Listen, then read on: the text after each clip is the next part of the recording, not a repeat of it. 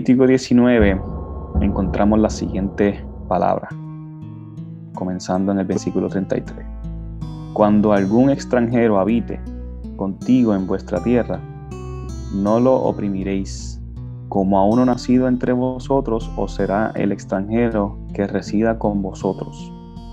Lo amarás como a ti mismo, porque extranjeros fuisteis en la tierra de Egipto.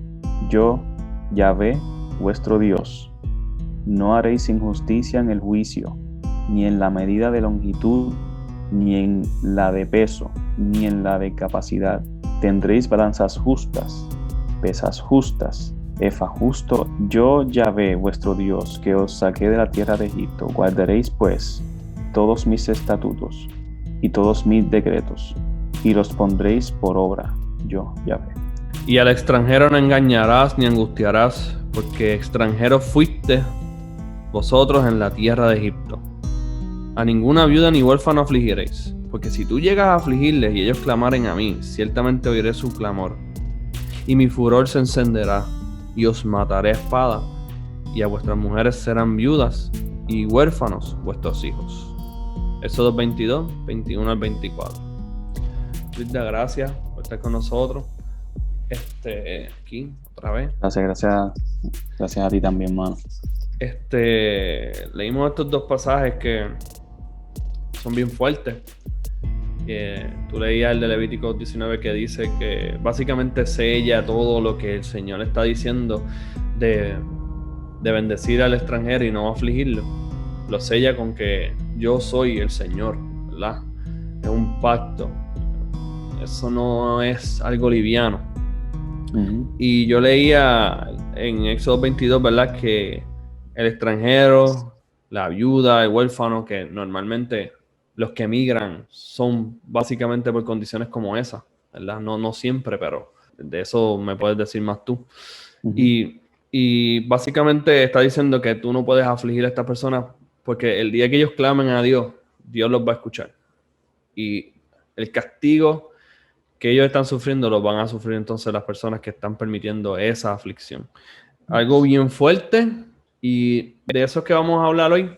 Vamos a hablar un poco de una línea del tiempo de lo que es la migración en general en Estados Unidos. Por los últimos, aproximadamente yo hice un recuento de unos 7 siglos, algo así más o menos. Así que no sé si antes de empezar quiera decir algo, Linda, pero queremos darle un recuento histórico a todo esto para que observen si realmente lo que nosotros vamos a estar compartiendo tiene algo que ver con lo que leímos.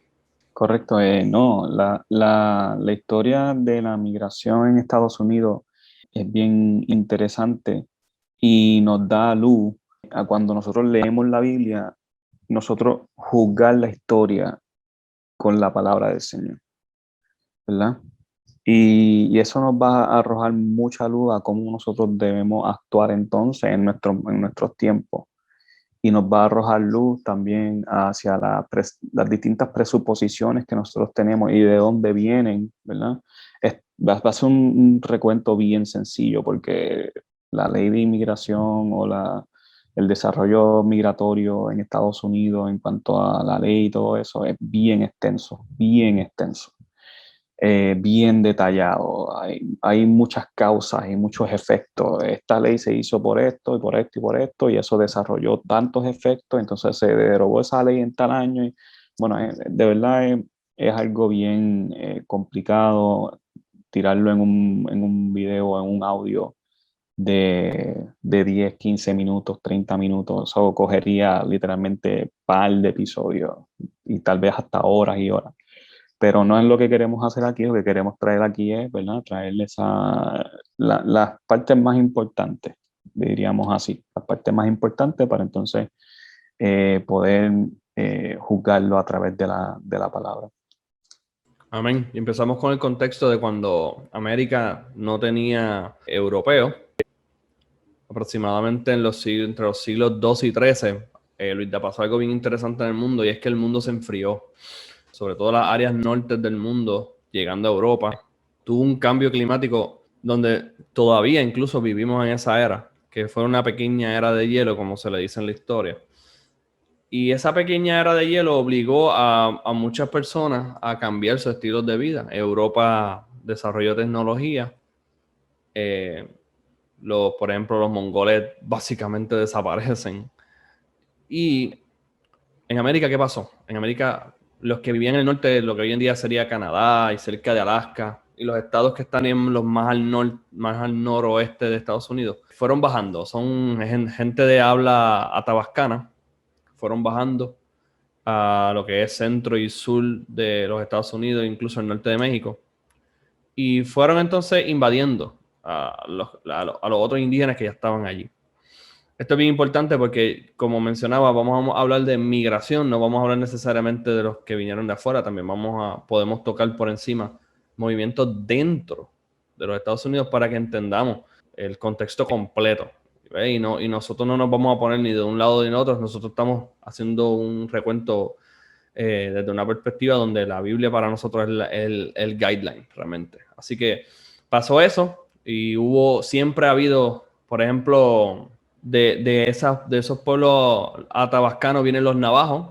Los navajos son un grupo que todo el que sepa algo de Estados Unidos sabe quiénes son. Están al presente todavía. Y siempre ha habido unos roces entre navajos y otros grupos por eso. Porque ellos dicen que ellos vinieron a invadirlos y toda esta cuestión. Así que desde el principio, desde mucho antes de que los europeos vinieran, ya habían habido unos roces interesantes en movimientos migratorios por necesidades, ¿verdad? Y pues, cómo se resuelven las necesidades es muy importante. Ya, pues, obviamente, después llega Colón. Claro, vinieron otros europeos antes, pero eso no lo vamos a tocar. Cuando llegue Colón, entonces van a empezar a venir un montón de otros grupos. 1492, 93, 95, por ahí para abajo, de ahí en adelante van a empezar a venir españoles, van a venir franceses, van a venir daneses o holandeses, incluso los judíos que estaban buscando para dónde ir porque no los querían en ningún lado. Esos van a venir acá y como criptojudíos, como se le dice. Y ya desde ahí vamos a empezar a ver que América empieza a recibir un montón de personas bien diversa, sobre todo del lado de España. Empieza a recibir un montón de gente bien diversa. Ya para el otro siglo, 1500 y pico en adelante, es que entonces van a introducirse los esclavos africanos. Y aquí tenemos que hacer un alto porque yo me imagino que tú, ¿verdad? No sé si tengas algún comentario con esto, pero a diferencia de lo que vimos ahora, los esclavos vinieron porque necesitaban trabajadores. Y no los querían pagar, querían mano de obra sin pagarla. Así que básicamente esos son esclavos. Y la mayoría de los esclavos que vinieron son africanos. Al principio hubo lo que le dicen moros por allá, hubo blancos de allá de la área más este de Europa. Pero eso fue al principio, bien al principio, ya 1510 por ahí. Ya después de eso, realmente, cuando, por ejemplo, en Puerto Rico, yo voy a dar el ejemplo de acá, en 1513 en adelante, como se quiso proteger a los indígenas de alguna forma, pues entonces se cubrió el hueco de los trabajadores indígenas con entonces traer esclavos africanos. Y obviamente no hubo problema con arrastrarlos de donde estuviesen y secuestrarlos y toda esa cuestión, porque los necesitaban. Qué irónico que hoy en día viene un extranjero y se pone el grito en el cielo, pero en aquel entonces los estaban secuestrando para traerlos para acá. Y ahí podemos empezar ya un poquito más de lleno con lo que es la historia de la migración en Estados Unidos en términos de la parte legal, porque los africanos había que pagar por ellos, así que se registraban. Ya desde ahí en adelante empieza a haber un registro de personas. No sé si quieras comentar algo ahí. Sino el hecho de un registro sienta la base de un sistema de control migratorio. Si te das cuenta, la base de control migratorio en Estados Unidos es eso, es un registro. Si tú entras a Estados Unidos sin papeles, sin permiso o ilegalmente, como le dicen, tú tienes se llama el número de extranjero y en inglés se llama alien number. Y cuando tú buscas ese alien number en la computadora, sale todo lo de esa persona. Familia, dónde vive, si tiene trabajo, dónde trabaja, sus skills, si tiene algún récord de cárcel o qué sé yo, cualquier cosa, si tiene todos los tipos de enfermedades que tenga. Bueno, tú pídelo y ahí está. O sea, es un tipo de control. Ya tú ves el control. So, cuando tú traes extranjero, en la cuestión de la esclavitud, cuando tú traes extranjero y haces un registro, el registro es un control. Tú controlas la persona con un registro. So, yo en lo que entiendo también tiene que ver mucho con propiedad. Un registro también tiene que ver mucho con propiedad cuando tú tratas a una persona como una cosa. Y porque el esclavo cuando venía, ¿verdad? Era un comercio. Cuando tú lo comprabas, pues ese registro quedaba bajo tu dominio, o sea, era tuyo y estaba registrado bajo el Estado y bajo donde tú estuvieses viviendo, ¿verdad? Para saber que tú tenías esos esclavos. Y si, por ejemplo, algún esclavo decidía escaparse o algo, pues ya sabían quién era y posiblemente dónde estaba. Y lo que yo entiendo es, ¿verdad? Para terminar con este pensamiento, es que ese sienta la base del control migratorio, un registro, tan sencillo y tan simple como eso. Que se trate como un bien. Ya Un animal, un animal, es exactamente. un animal. Ya sienta los precedentes para el control, el cual nosotros hemos dicho aquí que factualmente hablando, ¿verdad? En términos de consecuencias éticas o morales, eso tiene su consecuencia que vamos a hablar mucho ¿verdad? En estos segmentos que estamos haciendo, de cómo eso ya nos revirtió a nosotros. Ya, o sea, ya no piensen que eso va a pasar, sino que eso ya lleva años desde que yo soy nene. Bueno, probablemente desde antes. Ya nos revirtió. Ya nosotros mismos somos tratados como cosas que tenemos que dar cuentas al Estado de para dónde vamos y todo lo que hacemos. Entonces, quería resaltar también que a los esclavos, como dije, antibíblicamente los arrastraron para acá, los secuestraron. El secuestro en la Biblia es pagado con pena de muerte. Y para colmo, se ignora el que estas personas son extranjeras y por ende están cubiertas por la palabra de Dios según lo que estábamos leyendo y hemos leído en otros pasajes. Así que ese y otras más barbaridades se pudieron haber evitado, se pudieron haber evitado simplemente si hubiésemos realmente sido bíblicos, pero vale. Ya, ¿verdad? Después van a venir otros, a los esclavos vinieron bastante al principio también de parte de los ingleses, antes de que acabara el 1500, ya habían venido, ya habían traído. Pero entonces van a venir otros extranjeros, porque también van a venir personas que los están persiguiendo, como los peregrinos, ¿verdad? Los famosos peregrinos, que sus circunstancias fueron muy diferentes a las otras colonias. Las otras colonias eran colonias comerciales, donde se venían nada más que a explotar el lugar, sacar el dinero, es comercial, tipo monopolio ¿verdad? De los mercantilistas. Pero hubo también otro tipo de extranjeros que vinieron y se adaptaron un poco mejor, diría yo, porque buscaron la forma de estar acá y tratar de estar en paz con sus vecinos. Y yo digo que son la excepción, pero es la mejor excepción, porque es una excepción que todavía la gente prefiere. Qué interesante, la gente prefiere agarrarse de esa excepción, los peregrinos que hicieron un pacto con Dios y dijeron que ellos iban a venir a vivir acá para expandir el reino. Y no fueron perfectos, pero no fue la misma relación que con los mercantilistas, ¿verdad? Eso también tiene relevancia, pero no tanto con lo que estamos trayendo, simplemente lo estamos trayendo como un dato, ¿verdad? Porque ahora viene lo que creo yo que es más relevante a nuestro contexto, a lo que está pasando. Para el 1798 hubo un señor que era un clérigo de Inglaterra que se llamaba Thomas Malthus, Thomas R. Malthus, Y él escribe un ensayo económico que se llama el ensayo de los principios de la población, algo así, o Principle of Population.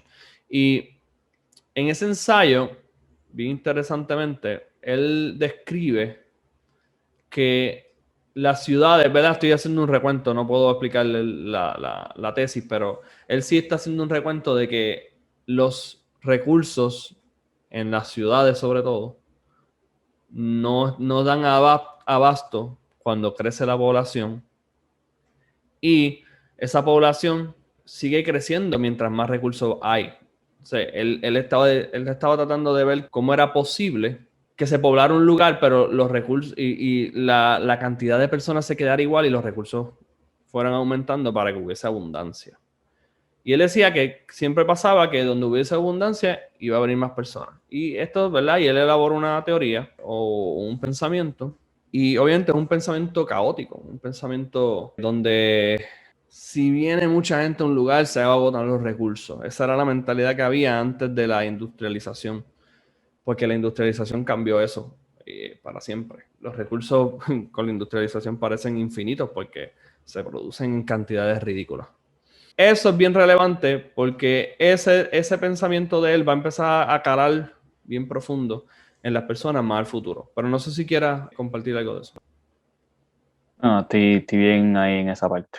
Pues ahí podemos decir que para el 1830 en Estados Unidos se hizo el Indian Removal Act, ley de traslado de indios, donde ya no se le estaba pidiendo a los indios, mira, salte. No, ya no se le estaba pidiendo. Se le estaba ordenando. Se le estaba diciendo, de ahora en adelante, nosotros no vamos a negociar si tú te quieres ir para las tierras ¿verdad? Las reservas que te hicimos por allá, los guetos esos que hicieron en Oklahoma, hoy en día Oklahoma, sino que te vas. Y si te niegas, te vamos a traer el ejército.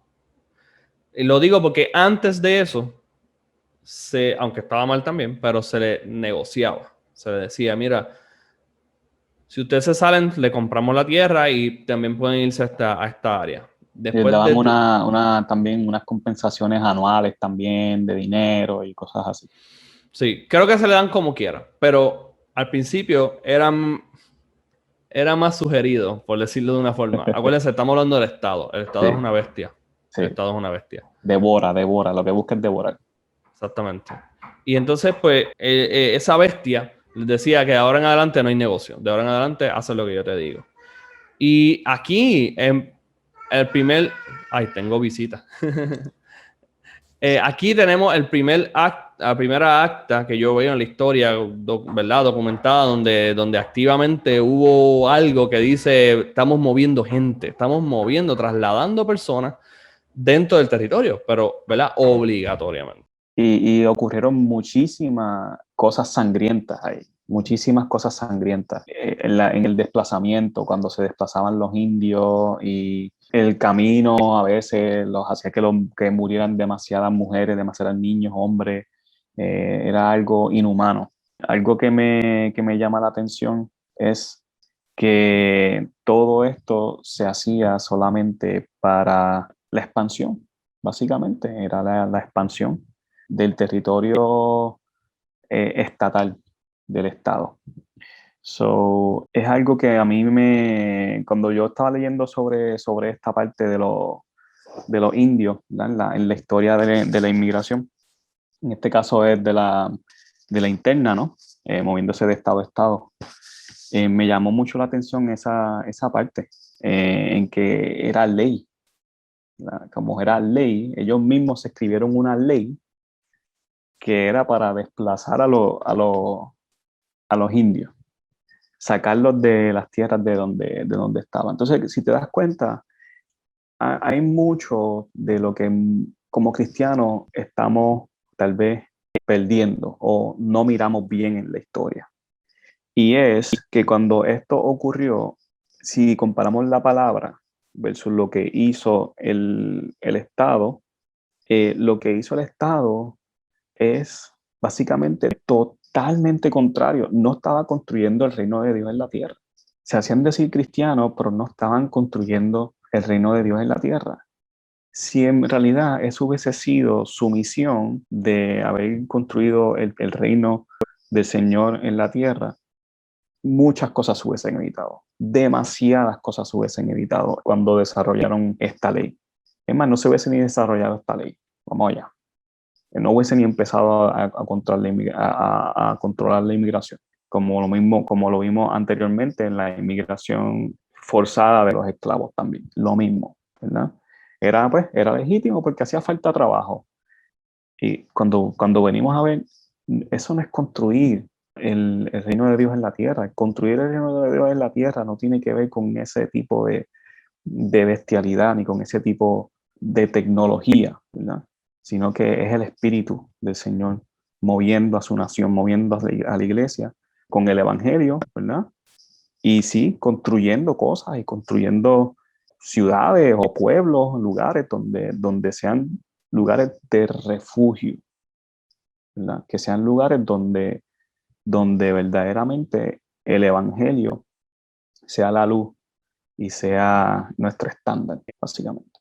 Exacto. De refugio y de intercambio. Uh-huh. Mientras hubo intercambio, no había problema. Y lo sabemos. Mientras hay intercambio, básicamente hay paz. Pero entonces, estas personas se comportaban como los babilonios. Básicamente hicieron como los asirios. Fueron allí y dijeron, te mueves. Te movemos Conquista, y ya. conquista Hicieron de lo mismo. bandido de pandilla, es pandillero, básicamente. Eso del Estado es una banda Sí. de bandidos. Eso mismo es lo que son, porque eso es lo que hacen, a la fuerza. Te mueves o te muevo. Entonces, ya yendo un poquito más adelante en la historia de Estados Unidos, en 1850, como 20 años después, las ciudades del este, sobre todo, que es donde estaba desarrollándose la industria, poco a poco, se empiezan a sentir llenas. Se empiezan a sentir llenas. Y obviamente, yo creo que sí, que hubo un tiempo en donde, en lo que Malthus tenía razón en el sentido de que las ciudades se llenaban, claro, porque se va desarrollando. Por eso es que las ciudades siguen creciendo. Sí, crecen alrededor del movimiento industrial, porque como hay trabajo, pues la gente se mueve a ese centro y ahí es donde empiezan a formar las distintas, ¿verdad?, comunidades. Exacto. Donde Malthus está mal, sobre todo, es en pensar que la riqueza es algo dado, que la riqueza es un pie que tú, cuando repartes todos los pedazos, se acabó. No, la riqueza es algo que se crea.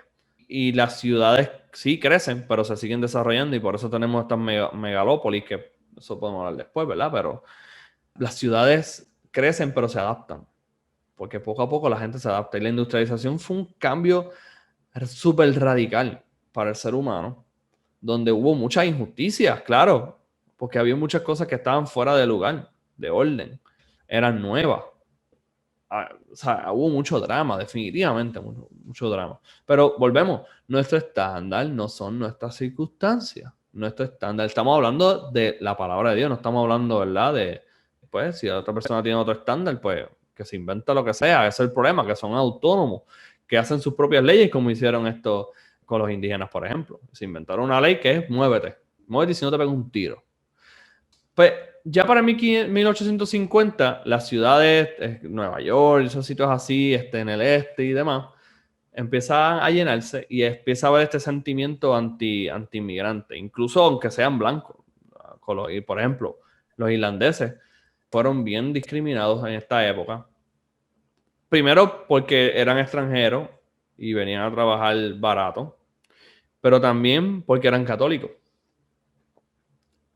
Y yo quiero detenerme rápido para dar un ejemplo de cómo esto, como tú dijiste al principio, una cosa trae otra, trae otra, trae otra, y trae tantas consecuencias. Gente, el nacimiento de las escuelas públicas viene de ahí, en Estados Unidos. El tratar de convencer a los católicos del protestantismo. El tratar de casi obligar a través del Estado, del aparato estatal, endoctrinar de forma protestante, casi obligatoria, a los católicos nuevos que seguían viniendo porque eran pobres y no tenían donde estudiar. Pues vamos a hacer una escuela pública para que esta gente pueda aprender cómo se hacen las cosas aquí. ¿Qué pasa? Eso ya nos reventó en la cara 100 años después, 150 años después, ya nos explotó en la cara porque ahora las escuelas siguen endoctrinando. Pero ahora endoctrinan ¿en qué? bueno, ahora endoctrinan en darwinismo, Inventamos la tecnología y ahora estamos diciendo como que no, esto no sirve. Algo pasó aquí. Y todo cristiano de este momento, ¿verdad? Estamos en el 2021. Sabe el fraude que es la escuela pública. ¿Sabes? Tú estás mandando a tu hijo a un sitio donde te lo endoctrinan con basura y cada vez quieren meter más basura. Ahora se quejan por lo de género, pero antes de quejarse, sepan de dónde viene. Viene de que los protestantes quisieron obligar casi en discrimen a estos extranjeros. Imponer, básicamente, es imponer. El evangelio no se impone. O sea, yo como individuo, yo no puedo crear una tecnología para imponérsela a otra persona. Eso le toca al Espíritu. Eso es el Espíritu del Señor. Eso no me toca a mí. Entonces, es imposible yo decirle a una persona, mira, esto es el Evangelio, pero te vas a someter a él y punto. Te vas a someter a él a través de la tecnología que sea. O sea, y en este caso se utilizó la tecnología estatal de la escuela. Y eso básicamente es una tecnología socialista. Viene de ese renglón, viene de esa parte. Redistributiva, totalmente redistributiva. Redistributiva, básicamente. Y mira este contraste. Cuando estábamos hablando de los africanos, no le importaba si no sabían el idioma. No le importaba si eran de otro color, de otra raza. Tráetelos para acá a la fuerza. Ahora que están viniendo gente que querían venir porque habían escuchado de los avances que habían acá, muchos familiares al principio habían llegado y se fueron, ¿verdad?, regando la voz. Por ejemplo, los irlandeses tuvieron una crisis allá de comida y pues vinieron para acá, ¿verdad? Todo eso. Buscando refugio. Ahora sí importa que creas algo diferente. Ahora sí importa que hables otro idioma. Ahora sí importa las diferencias. Esta es la hipocresía del ser humano fuera de la ley de Dios. La hipocresía en el pecado. Cambiamos. O sea, los movimientos migratorios, por eso yo dije que no vamos a hacer inmigración nada más, sino los movimientos, punto. Porque el ser humano no quiere sujetarse a la ley de Dios. La ley de Dios nos dice que nosotros debemos multiplicarnos y continuar expandiéndonos. Eso ya lo habíamos hablado. Y es legítimo las ciudades. Lo que no es legítimo es querer quedarnos ahí, como pasó con Babel, que se quisieron quedar allí. No, hay que movernos, hay que continuar este dominio. Y eso es parte. Pero también está la parte en donde Dios nos dice que el que viene hay que recibirlo. Y ya nosotros hablamos, si nosotros confiemos en Dios, Él va a hacer, Él hará provisión. Él hará provisión. Nosotros somos cristianos, tenemos que creerle a Dios primero. O sea, nuestra presuposición es esa, que Dios no miente, que Dios dijo en su ley, si tú haces estas cosas, yo los voy a bendecir. Lo vas a poder buscar en esos 22 también. Y aquí ya vemos cómo esto se movió. Entonces, Luisa, en el 1875, ya un par de añitos después, viene la primera ley migratoria per se, que se le llama de esa forma, porque la que hablamos ahorita, que fue la primera, tiene que ver con los indígenas, por alguna razón no lo cuentan, entre la historia no lo cuentan como la primera legislación. Se cuenta esta, y es la ley de exclusión de los asiáticos.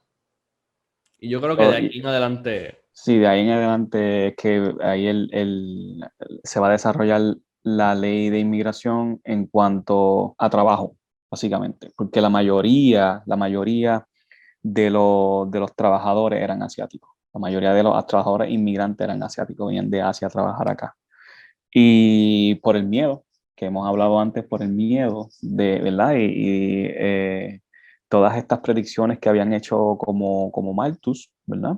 Que habían hecho, que generaron esa preocupación de que, ¿qué vamos a hacer aquí si nos quedamos sin los recursos que necesitamos? Pues mira, vamos a crear una ley que controle, ¿verdad?, los trabajos aquí en Estados Unidos, cuando en realidad hacía falta trabajo. porque era demasiado demasiada la falta de trabajo. Lo que pasa es que hubo movimientos, ¿verdad?, de trabajadores americanos que ejercieron mucha presión también. Ejercieron mucha presión para que los trabajadores inmigrantes fuesen controlados.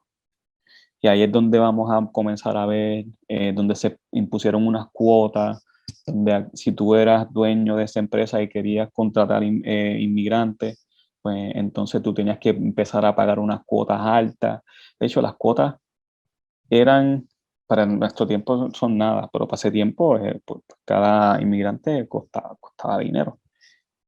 Fue tal la inmigración todavía, la gente sigue emigrando tanto, que el budget, el dinero que se recaudaba al Estado era tal que eso se podía repartir a otras agencias federales y estaba súper bien.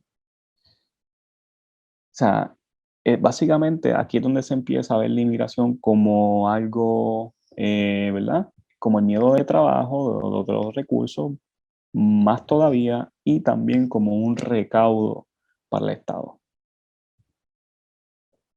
Y ahí es que empezamos a ver lo que hoy en día llamaríamos fascismo. Porque, o sea, aquí es donde vemos que el Estado se mete en la economía lo más directo posible.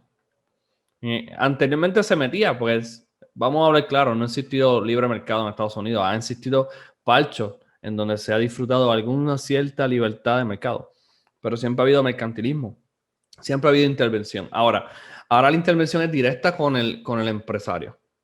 Ahora, de ahí en adelante, se empiezan a hacer mecanismos en donde el empresario le tiene que dar cuentas al Estado por lo que hace y no hace, con lo que es suyo. Y en este caso, las leyes laborales.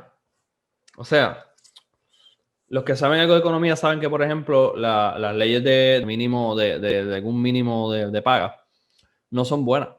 No son buenas porque crean escasez de trabajo y por ende, si crea escasez de trabajo, hay menos trabajo.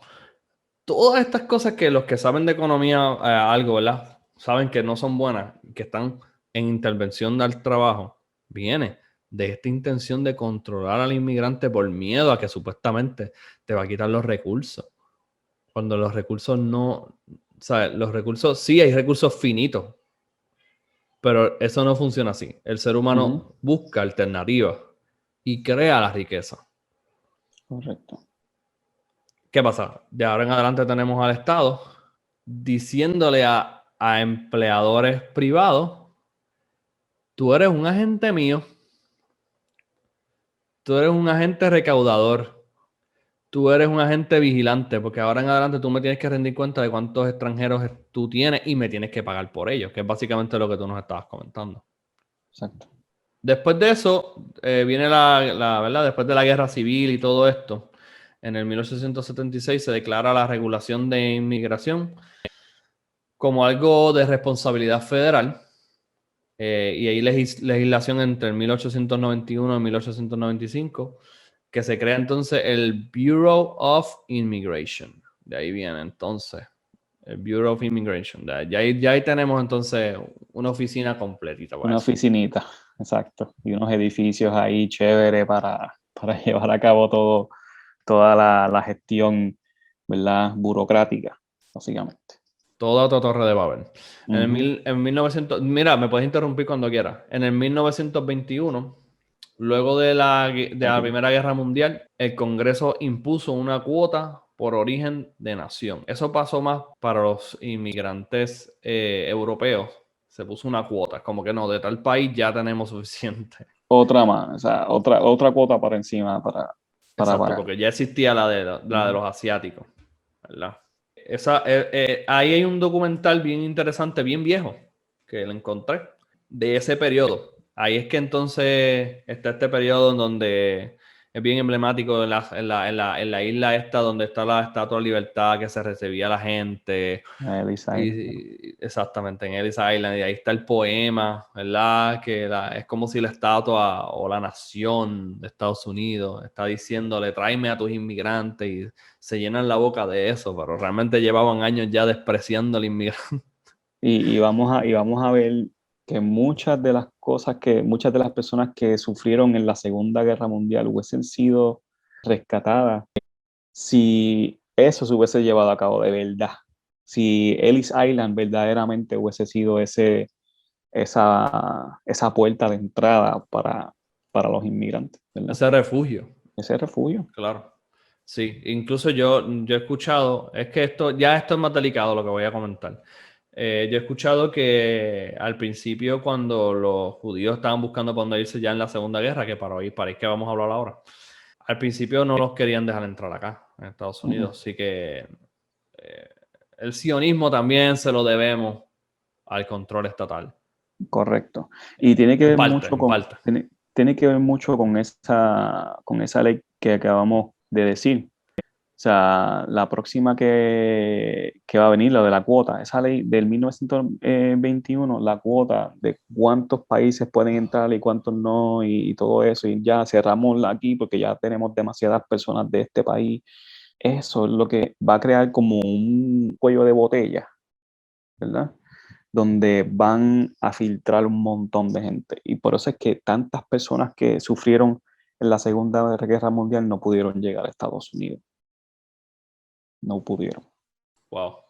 Eso fue en el 1921, de la Primera Guerra Mundial. Después, el Congreso de Estados Unidos instaló en el 1924 el Border Patrol, las patrullas fronterizas.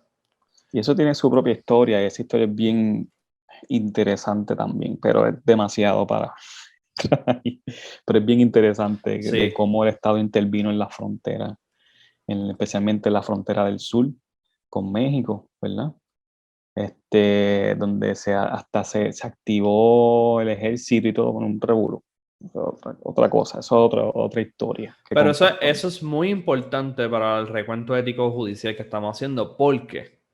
Porque tienen que preguntarse, diantre, 1924 fue que se instaló el Border Patrol. So, ¿qué pasó antes? ¿Cómo se controlaba, verdad? Ya hemos dicho algunos mecanismos, el de a través de los empleadores y demás, y cuando llegaran en el barco, pues los detenían, como el Arca de Noé, o peor. El Arca de Noé, los animales sirvieron por ir para abajo. ¿Y qué hacían con los borders? Pues, ¿saben qué? La gente privada. Básicamente eran los que hacían este tipo de patrullaje. De ahí es que surge mucho de lo que hoy en día se conoce como policía. La policía antes no existía de esa forma, como la tenemos ahora. Pero los inicios de lo que tenemos ahora, que es básicamente un brazo del Ejecutivo, es que, bueno, eso es la policía. La guardia petroliana del Ejecutivo. Del Ejecutivo. El Army del Ejecutivo, básicamente. Surge de este tipo de cosas. Surge de este tipo de cosas, ¿sabes? Y ahora hoy en día tenemos pastores siendo arrestados por policías locales. Tanto que los defienden. ¿Por qué? Porque nosotros hace 100 años, literalmente, en 1921, pues estábamos cometiendo estos pecados. Permitimos hacérselo a otras personas. Se lo permitimos. Y ahora, por ejemplo, la enmienda esta famosa de las armas en Estados Unidos, ¿quiénes van a quitarle las armas a la gente local? La policía. La policía. ¿Quiénes van a enviar primero? Los federales. Los federales no van a ir desde Washington, desde whatever, donde estén, a tu casa. Ellos van a mandar a la policía local, que se ha convertido en un brazo básicamente militar del Ejecutivo. Y todo esto, entiendas la crítica o no, ¿verdad? Como la estamos trayendo, que es una crítica a lo que es la policía en términos estatales. Tienes que entender que tiene unas consecuencias. Estés del lado que estés.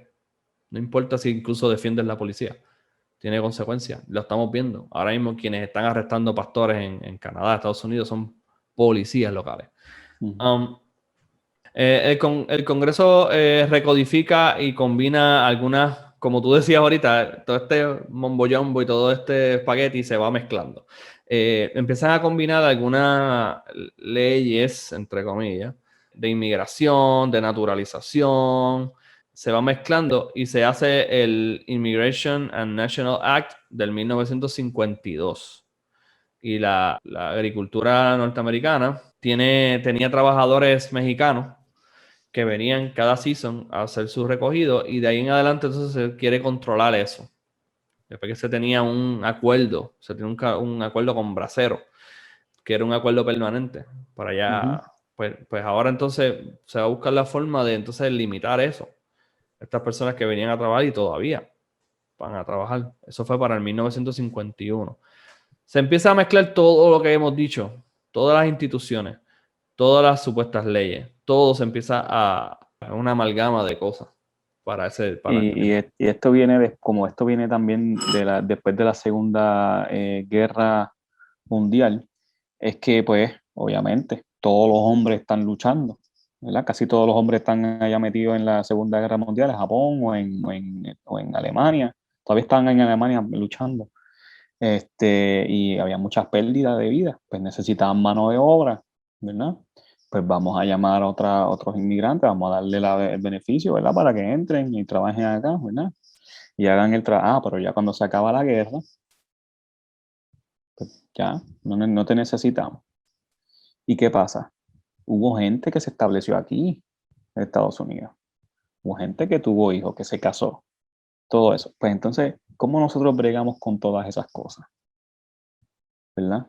Pues vamos a crear lo que hoy día es básicamente la base de toda la ley migratoria que tenemos hoy día en Estados Unidos. Esto aquí sienta la base de la ley migratoria.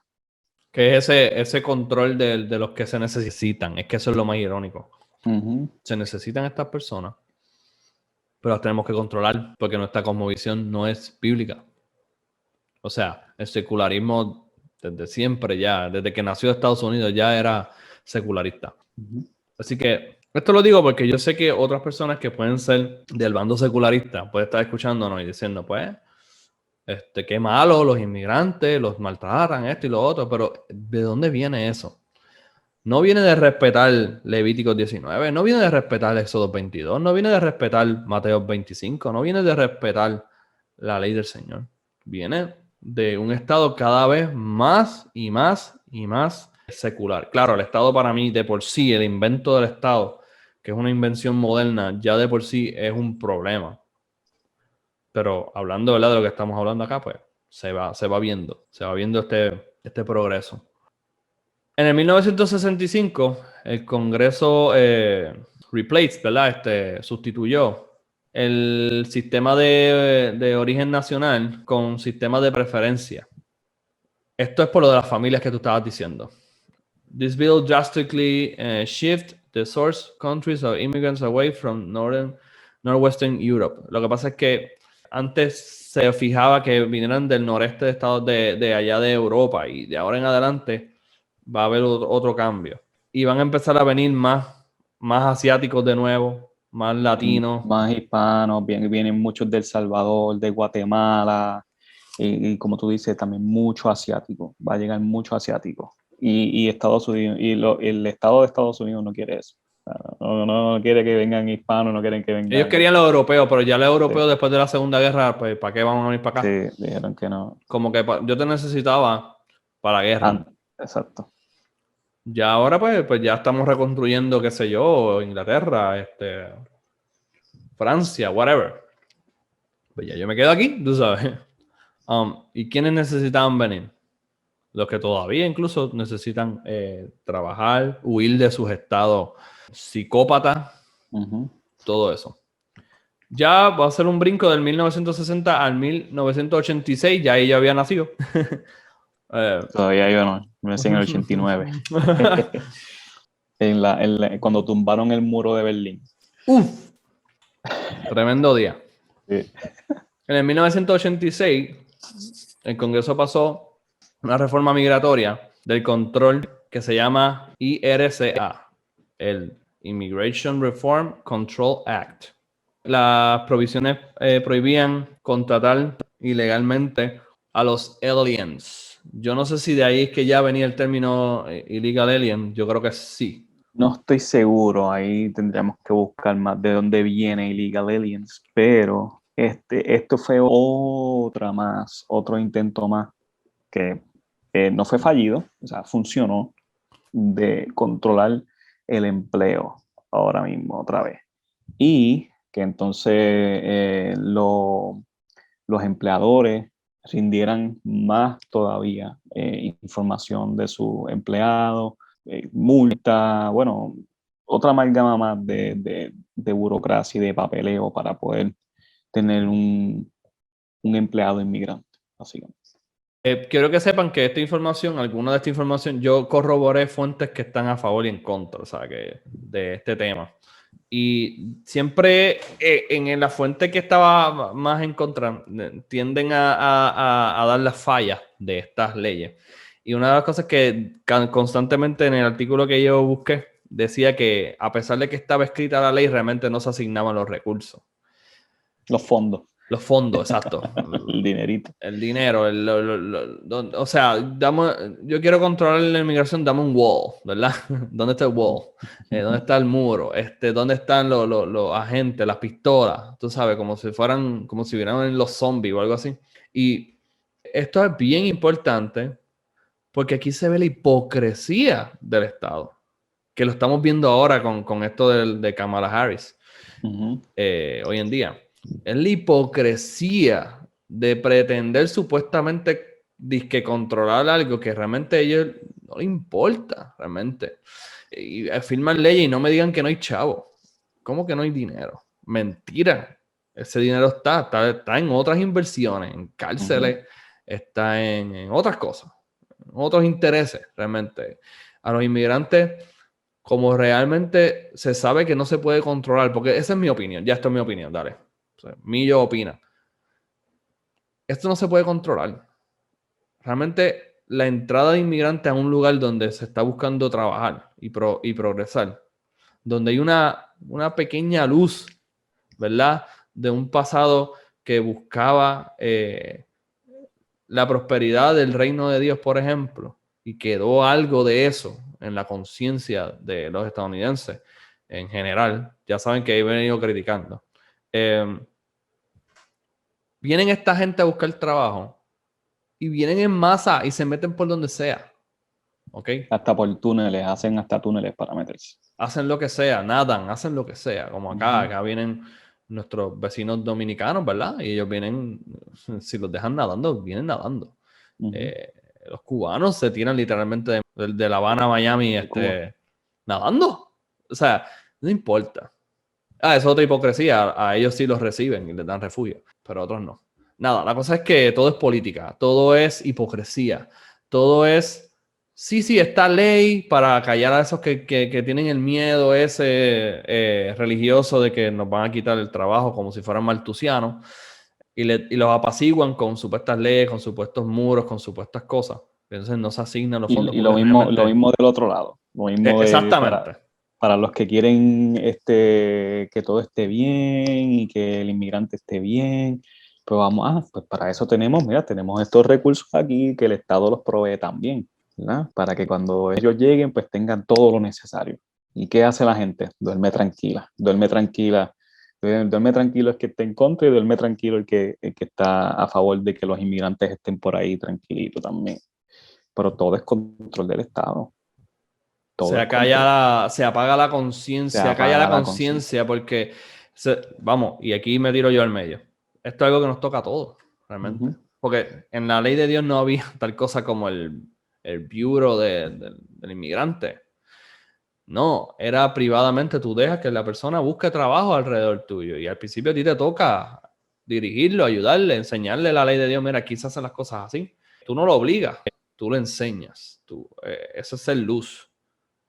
Y Entonces, tampoco, y es como muy bien hemos aprendido, tampoco es para cuando llegan ayudarlos para que dependan full de uno, sino para que ellos puedan desarrollarse y que puedan seguir hacia adelante por ellos mismos. Y lo que está pasando es que los que están a favor de la inmigración, ¿verdad? En el bando político, vamos a decir que en el bando estadounidense, pues vamos a poner los demócratas, ¿verdad? No, nosotros somos pro inmigrantes, ellos dicen que son pro inmigrantes, ¿verdad? Este, Pues básicamente lo que hacen es que crean unos programas y unas cosas donde como quiera son dependientes del Estado. Como quiera son dependientes del Estado. Y hacen el Estado más grande. Y justifican, y lo justifican. Dicen, no, es que como están llegando, pues no tienen nada, pues nosotros tenemos que darle. Pero entonces, ¿qué hace el Estado? Pues si yo tengo que darle, hey, americano, tienes que darme a mí, tienes que darme más taxes, tienes que darme más, porque si no, no voy a poder aguantar a esta gente. Y ahí es que muchos se resisten. Ahí es que dicen, pero es que cada vez que viene esta gente yo tengo que pagar X, Y, Z. Bueno, sí. Eso viene por el miedo, porque desde el principio querías controlarlo. Exacto. Eso que cuando vienes a ver, ambos bandos terminan en la misma miseria. Terminas en la misma miseria porque estás tratando de controlar algo que se supone que no. ¿No? Y como ya les dije, eso no lo detiene nadie para mí, nadie. Porque la tierra es de Dios. La tierra es de Dios, no es del hombre. El hombre es un administrador pasajero que dura ¿cuánto? 100 años máximo en esta tierra. El hombre es un administrador de los bienes de Dios. Estos bienes son de Dios, por ende, van a seguir llegando. Y cuando esto sea un desastre, como pasó en Roma, pues irán a otro lado. O nos iremos nosotros a otro lado. Porque hemos convertido esto en algo que pudo haber sido más bendición todavía, que, by the way, si somos justos, Estados Unidos no es al lado de otros lugares. No es lo peor para nada. O sea, estamos hablando de que estamos juzgando acá porque esto es lo que nos ha tocado a nosotros, ¿verdad? Nosotros somos colonia de Estados Unidos, Puerto Rico. En tu caso, tú estás viviendo allá. Estamos juzgando nuestro contexto. Pero va a llegar el día en que si seguimos desobedeciendo a Dios, esto se convierte en un caos y Dios se lo puede entregar a los buitres si le da la gana. Sí, y entonces la historia va a volver a decir que tienen que expandirse, tienen que irse. Vas a convertirte tú en un extranjero, entonces te vas a convertir tú en un inmigrante, te vas a tener que ir de donde tú estás, ¿verdad? Entonces se invirtió ahí el juicio, ¿verdad? Y yo entiendo que mientras hemos ido, ¿verdad? A través de los años, hemos visto que cómo todas estas leyes entonces se invierten, ¿verdad? Para todos aquellos, para nosotros también se van invirtiendo. Se lo hacemos al prójimo, Dios los escucha y nos llega a nosotros de vuelta, ¿verdad? Como el versículo que tú habías leído al principio.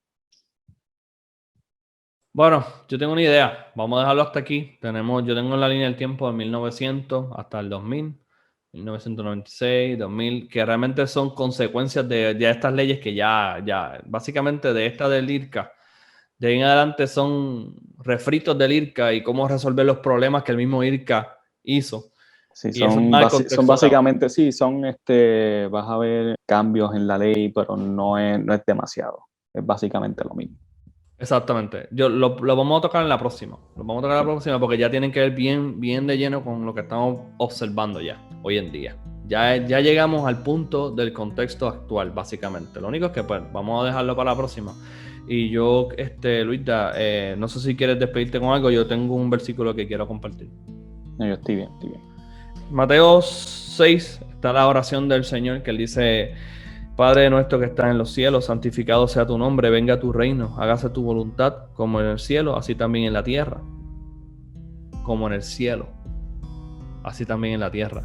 Entonces, en Apocalipsis 7, tú tienes una imagen de lo que mucha gente considera, ¿verdad? Que es el cielo. Básicamente eso es el cielo. El cielo es el pueblo de Dios en su paraíso restaurado, ¿verdad? Y Apocalipsis 7, 9 y 10 trae una imagen.